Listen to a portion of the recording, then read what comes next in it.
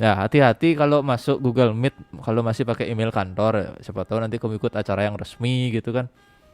Kan pengaruhi juga nama kantornya ngena, nama kamunya nggak kelihatan kan gitu. Cek dulu emailnya, ya cek dulu emailnya.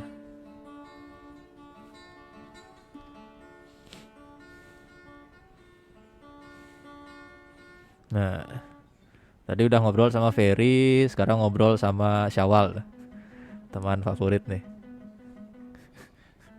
Halo, Syawal. Mana Syawal nih? Syawal, halo. Nah, hidupin cam lah dulu, hidupin cam. On cam dulu, on cam. Kamu kan bagus studionya tuh. Ayo. Ah, ini YouTuber kita nih. Udah bikin konten kamu? Belum bikin konten? Oh, libur. Apa sakit perut kamu? Libur dulu. Normalin perut. Itu saya lihat sekilas channel YouTubemu enggak sakit perut kamu? Enggak, aman, aman perutnya. Woi, luar biasa ya. Yuk, collab sama saya bikin konten makan lawar. Udah pernah makan lawar tapi? No, yang babi belum pernah. Wah, kok nah itu tuh bikinin konten nanti ya sama saya ya. Bisa kan? Bisa kan? Iya. Oh, jangan sapi nih. Babi aja babi. Ya. Mukbang lawar babi bareng Pak dosen gitu kontennya nanti. Iya boleh, yang penting mukbang gitu ya sama Pak dosen gitu ya.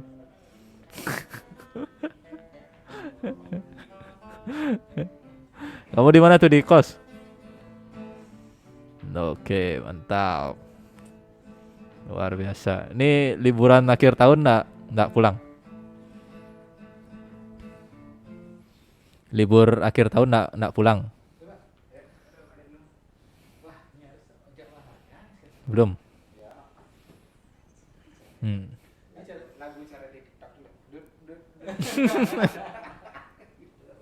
Kalau ada apa? Kalau ada rezeki. Oke, oke. Hmm. Oh, iya. Oke, oke. Mantap. Oke, saya share screen tadi, Pak. Share screen, kita masuk ke kuliah. Nah, apa-apa lah ya, dikit yang hadir, kita ngobrol-ngobrol santai aja. Ya, jangan tegang-tegang, nanti kamu tegangnya waktu ujian skripsi aja. Kalau kuliah enggak usah tegang-tegang. Udah kelihatan layar? Aman ya? Oke. Oke, nanti kalau suara putus-putus atau saya disconnect lain sebagainya mohon maklum ya. Jadi hari ini materinya cukup banyak ya, tapi selengkapnya sudah ada di Elsa e-learning. Teman-teman bisa baca nanti gitu ya. Jadi materi hari ini adalah pengembangan strategi untuk transformasi digital. Transformasi digitalnya itu sudah dibahas kemarin waktu pertemuan sebelumnya, pertemuan 12. Jadi transformasi digital itu adalah masuknya teknologi informasi ya ke dalam dunia kerja yang menyebabkan dibutuhkannya penyesuaian di dunia kerja itu gitu. Mana lasernya? Nah, ya. Jadi strategi itu yang penting saya sudah tandai dengan tulisan merah ya, dengan warna merah. Jadi strategi itu mencakup setiap aspek bisnis ya, mulai dari pengembangan, produksi, kontrol kualitas, pengiriman hingga analisis tingkat lanjut. Jadi strategi itu mencakup semuanya. Lalu yang harus dilakukan itu adalah mengambil data sebanyak mungkin ya, dikumpulkan dari keadaan sekarang sebelum implementasi sistem baru dimulai. Jadi perusahaan yang mau melakukan transformasi digital harus ngumpulin data dulu. Harus ngumpulin data dulu dari yang sebelumnya, data yang sekarang sebelum nanti dia akan mengimplementasikan suatu sistem. Nah, jadi sangat penting untuk memahami tantangan yang dihadapi sepanjang perjalanan transformasi digital. Ya. Nah, untuk tantangan yang diwaspadai itu teman-teman bisa lihat di bahan ajar di Elsa itu ditunjukkan oleh tabel 1. Tabel satunya saya tidak tampilkan di sini. Ya, nanti karena bentuknya ukurannya tidak muat di PowerPoint. Ya, itu panjang dia tabelnya. Jadi teman-teman bisa lihat di bahan ajar. Lalu perlu dilakukan dimitigasi secara sistematis ya untuk mengurangi risiko kegagalan atau keterlambatan penerapan DT Digital Transformation di lokasi. Nah, beberapa rekomendasi yang baik untuk menyikapi tantangan itu tersedia di tabel 2. Teman-teman bisa cek bahan ajarnya juga. Jadi tabel 1 dan tabel 2 itu panjang. Saya tidak muat taruh di PPT gitu ya. Nah, sekarang kita bahas tentang langkah-langkahnya, langkah-langkah pengembangan strategi dari transformasi digital secara bertahap. Jadi kalau mau mengimplementasikan transformasi digital di perusahaan, itu apa saja langkah-langkah yang dilakukan, itu yang akan kita bahas sekarang. Nah, pertama, jadi kalau kita anggap ada perusahaan A, ya itu belum terjamah digital sama sekali. Nah, jadi untuk menerapkan transformasi digital itu apa saja yang dilakukan? Yang pertama harus lihat dulu visi misinya apa. Ya, visi vision ya. Jadi mereka perusahaan itu melihat diri mereka beberapa tahun lagi akan seperti apa. Pengennya gimana nanti lagi berapa tahun. Ya, itu visi. Lalu misi adalah cara-cara untuk mencapai tujuan itu. Itu kira-kira singkatnya visi misi. Jadi yang paling awal sekali kalau ingin menerapkan transformasi digital, lihat dulu visi misi perusahaannya seperti apa. Ya, mereka melihat tujuan akhir mereka dan apa yang ingin mereka capai. Ya, menentukan tujuan jangka panjang lebih fokus pada pengalaman yang ingin mereka miliki dengan klien dan karyawan mereka. Itu dulu yang pertama. Ya, jadi kalau ada perusahaan masih manual, belum ada digitalnya, ya kalau ingin masuk ke transformasi digital, yang pertama dilihat adalah menentukan visi misi dulu. Nah, jadi visi misi ini, visi itu harus dilihat berdasarkan kenyataan juga. Jadi nggak boleh terlalu menghayal, terlalu tinggi gitu ya. Jadi harus tetap real seperti apa gitu ya. Lalu organisasi itu harus fokus pada keunggulan. Ya, jadi mereka tuh unggulnya di mana, fokuslah di situ. Ya, lalu mengidentifikasi kesenjangan dalam struktur saat ini, membuat peta jalan implementasi untuk memperbaikinya. Jadi masalah-masalah yang ada di dalam kantor itu, perusahaan itu harus diidentifikasi dulu, ya. Lalu dibuat peta jalan atau langkah-langkah untuk penyelesaiannya. Itu masuk dalam menentukan visi misi. Jadi langkah awalnya adalah menentukan visi misi. Nah, setelah punya visi misi, setelah mengetahui visi misi perusahaan, ya kita menilai kemampuan organisasi. Ya, dinilai dulu yang sekarang kondisinya gimana, ya seberapa baik sistem, aplikasi perangkat lunak, alat-alat yang di dalamnya yang saat ini sudah dimiliki, ya sehingga nanti bisa merencanakan untuk masa depannya. Kayak gitu.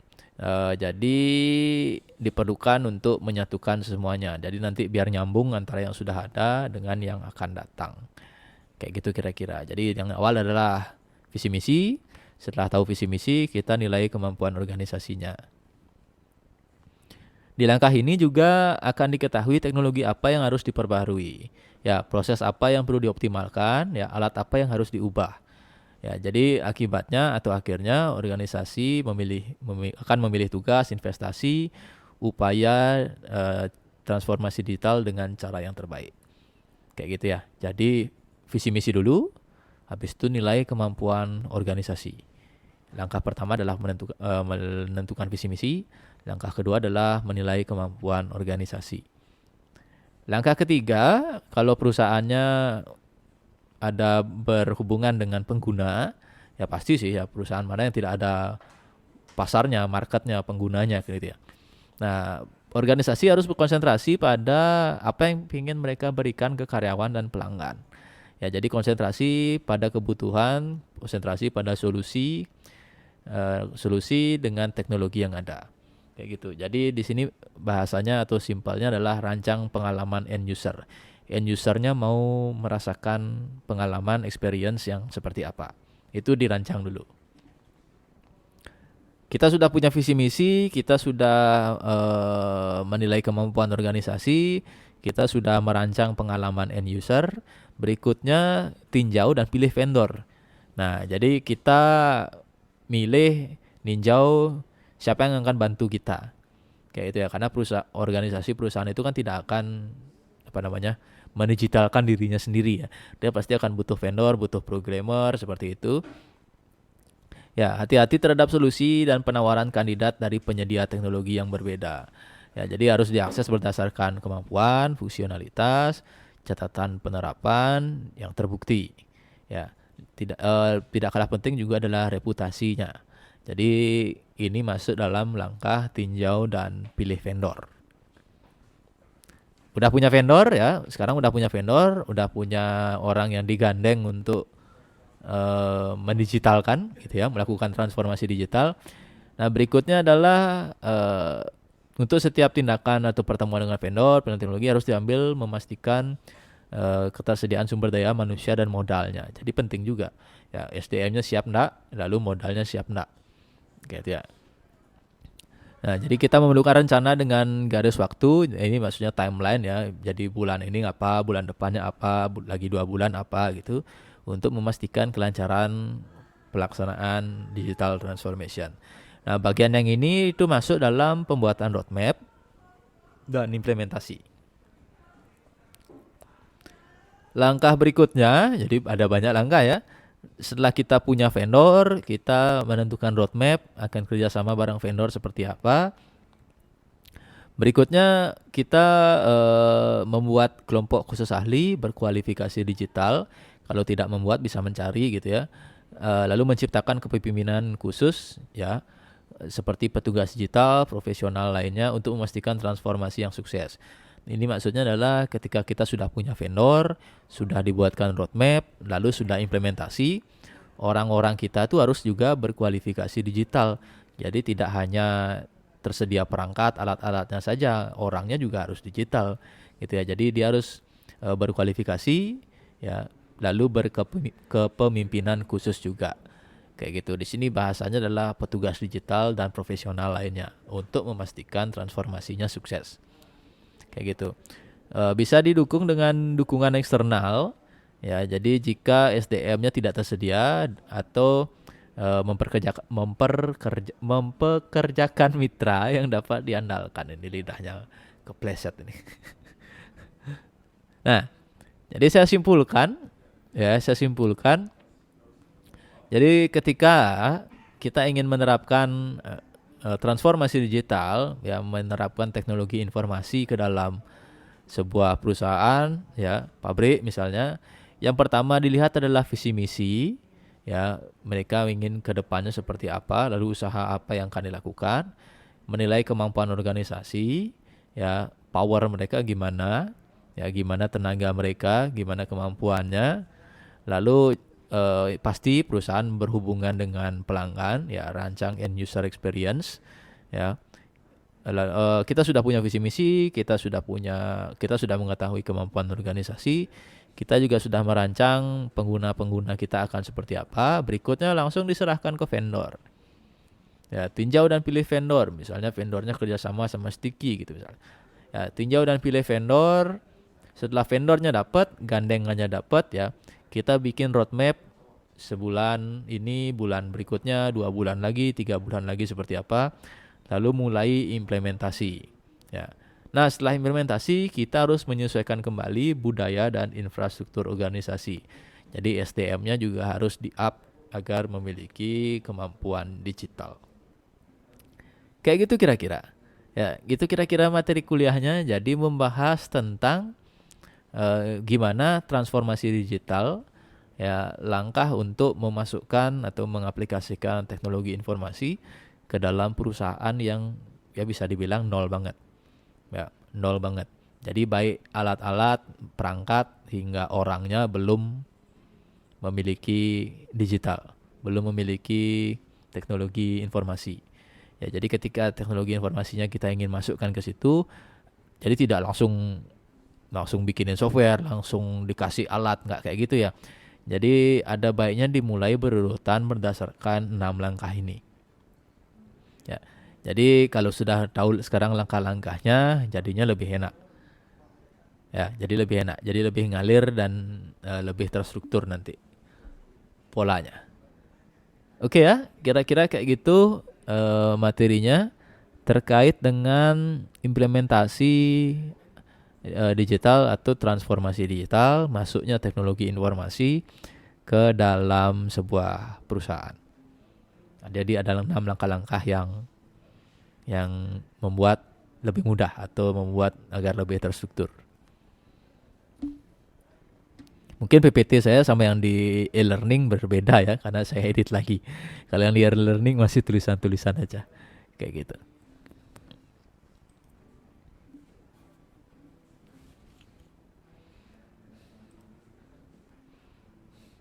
Oke, apakah ada yang ditanyakan terkait dengan materi tadi? Oh, kalau tertinggal ya nggak apa-apa gitu ya. Ntar ya, saya sambil minum ya, capek juga nih.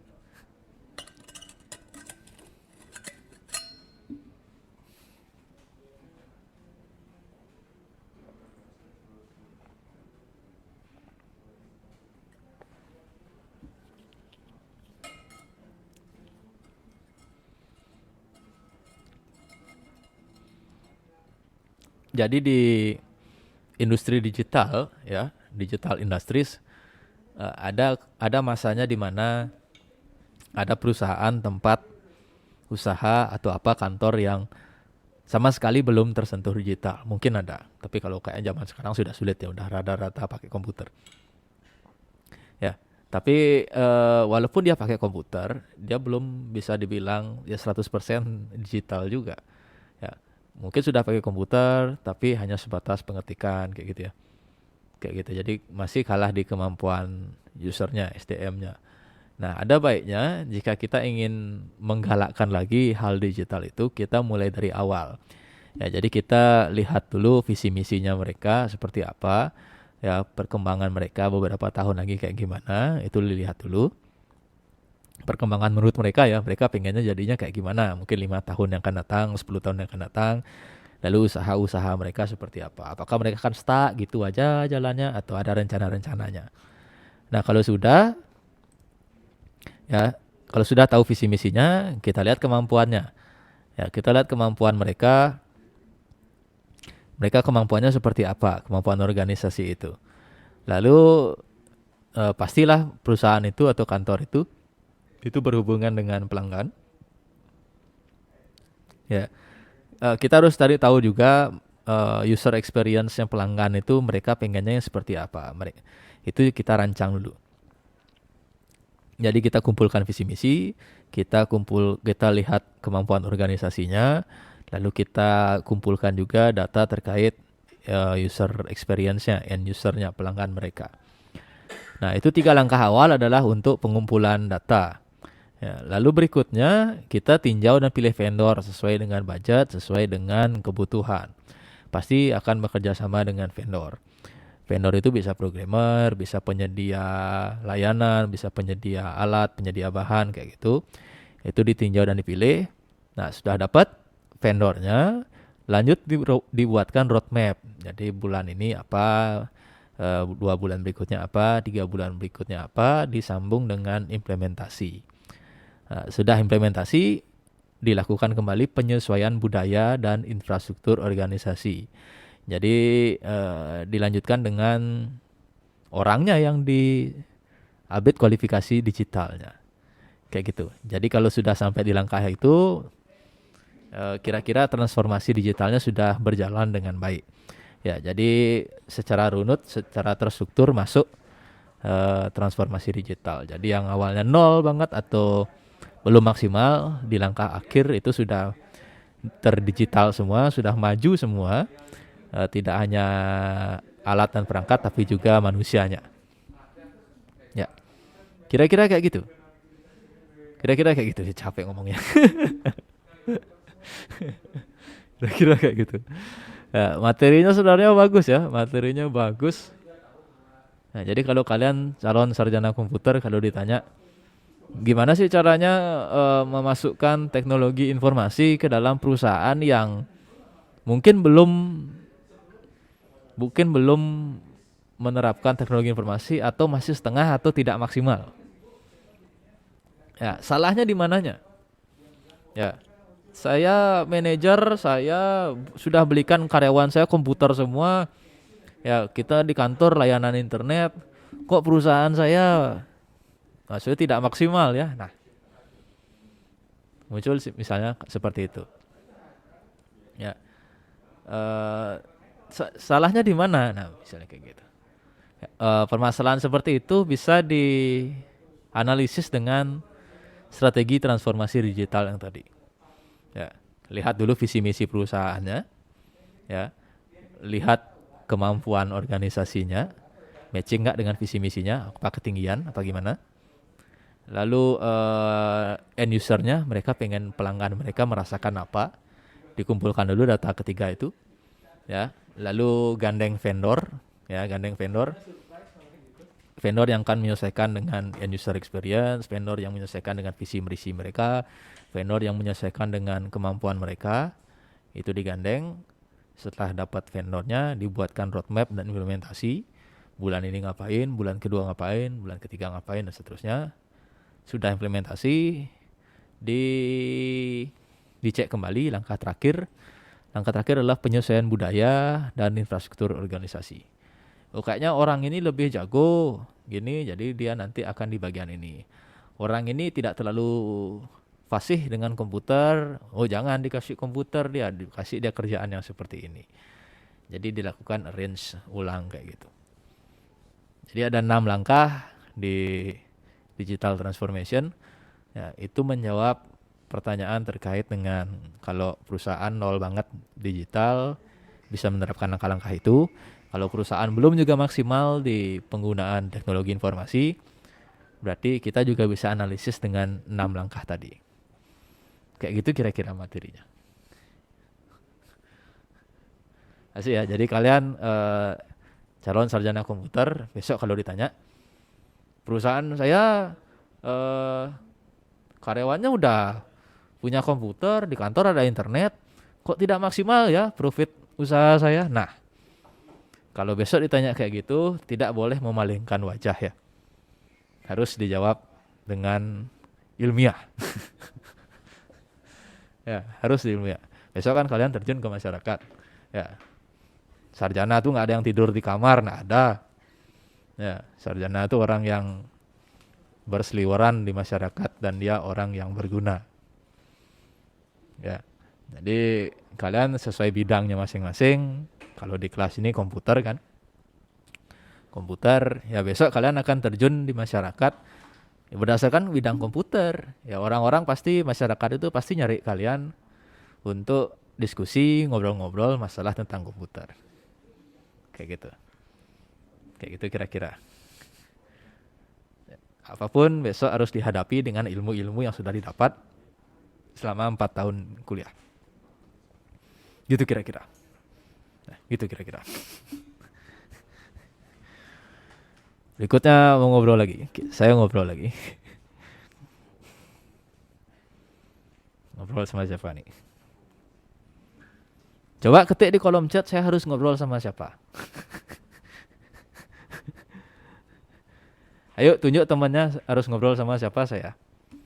Nah, enak nih kan, kamu nunjuk temanmu aja, saya ngajak ngobrol. Ayo dong ketik. Ketik nama temanmu, ntar saya panggil dia. Nah, dicobain kali dosen cerita gini.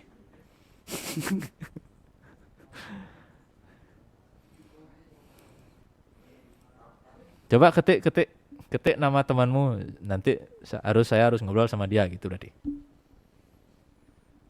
Nah, awaknya tadi. Di Pandara. Oh, kalau di Pandara yang mana tuh? Nah, nih. Nah, itu ya. Lagi di mana, Dipa? Di rumah. Pakai baju nak itu? Nah, coba on cam lu. Nah, itu dong. Kan tadi udah tanya pakai baju nak. Oh, pakai ya udah enggak apa-apa dong on cam.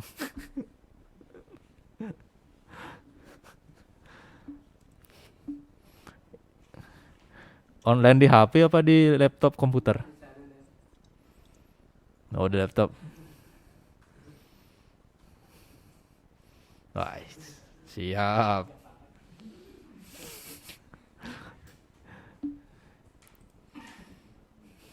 Wah, itu dia. Ini requestnya Ugi ya. Taruh sendal. Oke, udah sip. Wah, itu bagus tuh. Webcamnya pakai apa? Oh, namanya. Oh, NDK Nemesis. Oke, oke. Sip, sip. Lumayan jernih ya. Mic-nya pakai. Oh, mic-nya pakai apa? Mic-nya. Laptopnya. Oh, lumayan, enggak berisik. Wah, mantap nih baru sangat memahami teknologi. Oke. Oke, oke. Cukup, cukup. Ya, kasih ya. Nah, oke, kita eh satu orang lagi. Silakan ketik namanya.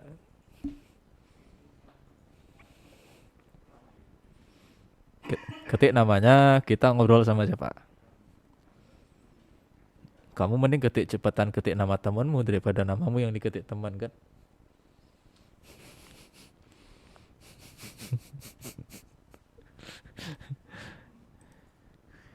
Ah, Benu Gi. Ya itu dah, Pramarta Tumbuhana, yang mana tuh orangnya tuh? Nah, lagi di mana? Pakai baju dak? Ya udah on cam sekarang. Nah, oke. Udah kayak kuis tebak wajah. Siap. Ini online pakai apa nih? Oke, laptop. Kamera dan mic bawaan laptop. Oke, internet pakai apa? Wih, mantap sekali. Jos, jos. Jos. Ya, berapa bayar per bulan?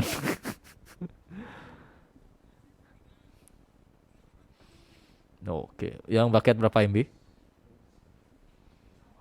Wih, mantap. Puas main game tuh.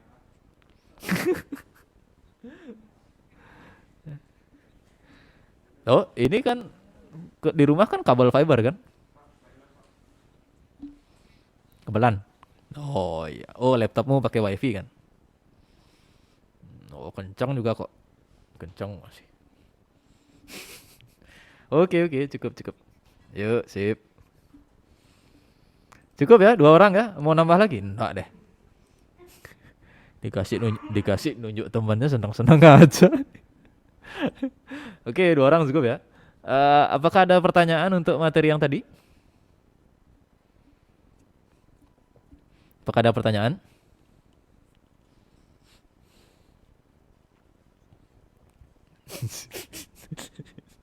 Sip. Ya, jadi penting untuk mengingat tadi itu materinya bagus ya. Saya akui materi bagus. Saya akui eh, tidak semua pertemuan itu materinya maksudnya adalah berdampak banget secara langsung gitu ya. Ada yang mata kuliah yang oh iya, ada mata kuliah bukan mata kuliah. Ada materi yang sekedar oh iya, ada materi yang emang terasa banget oh gini gitu ya. Jadi materi di tiap pertemuan tuh adalah yang berdampak sekali, ada yang sekedar bukan sekedar, ya biasa aja gitu.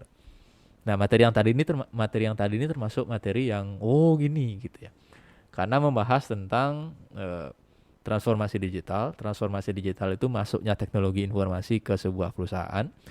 Ya, yang dimana kalau perusahaannya belum sama sekali mengimplementasikan transformasi digital, yang tadi itu adalah step by stepnya. Jadi kita kerjanya terstruktur mengarahkan perusahaan enak gitu ya. Jadi nanti lebih terurut gitu dari angka 1 sampai angka ke-6.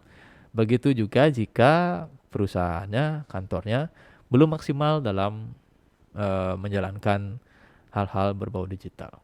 Salahnya di mana, apa yang kurang, itu bisa disiasati atau dicek kembali berdasarkan langkah-langkah tadi. Mungkin dia memang sudah pakai komputer, ya orang-orangnya bisa menggunakan komputer, internet ada. Oh, visi misinya yang belum jelas.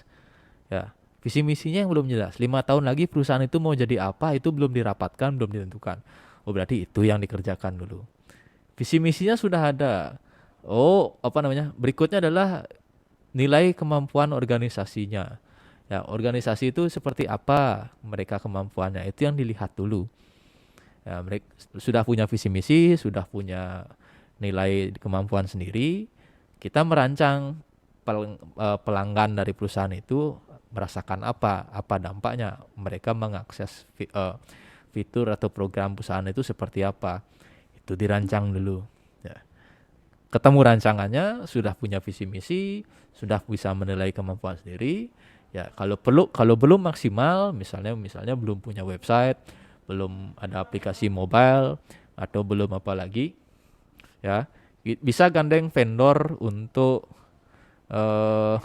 ya bisa gandeng vendor untuk membantu permasalahan itu, ya kayak gitu. Nah kalau berikutnya kalau sudah gandeng vendor, ntar saya kok jadi lupa nih. Nah bikin roadmap dan implementasi. Ya ada yang mampir ke ruangan grogi jadinya ya. Berikutnya bikin roadmap ya untuk implementasi dari vendor tadi. Bulan ini ngapain, bulan berikutnya ngapain, bulan ketiga ngapain, sekalian implementasi. Jadi dilatih kembali lebih mantap si perusahaan itu. Terakhir sudah pelatihan, sudah jalan ya. Dilakukan penyesuaian budaya kerja dan infrastruktur organisasinya.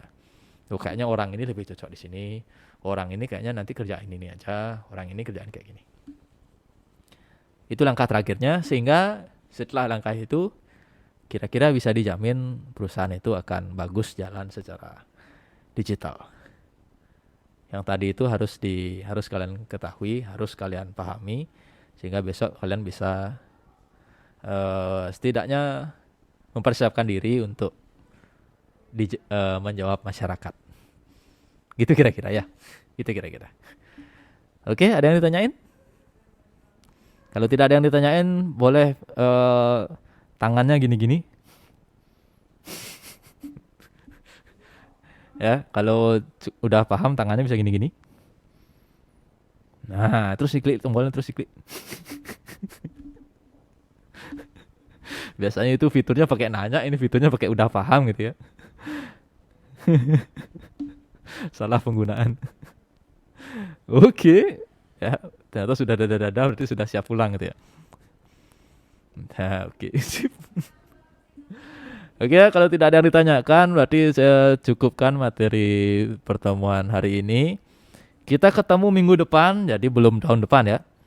Kita ketemu minggu depan tanggal 28. 28 masih kuliah ya. Kita ketemu minggu depan, Selasa depan tanggal 28 untuk pertemuan ke-14. Kita ketemu minggu depan, Selasa, pertemuan 14. Lalu Januari minggu awal itu pertemuan 15. Pertengahan Januari kita UAS dan berpisah gitu ya. Berpisah Syawal? Enggak ya? Berpisah, kamu udah mau wisuda. Kalau wisuda baru berpisah. Kalau belum wisuda, kamu belum berpisah. Berpisah dalam mata kuliah ini gitu ya. Di pertengahan Januari 2022. Oke ya, kita ketemu Selasa depan tanggal 28. Terima kasih dan selamat sore.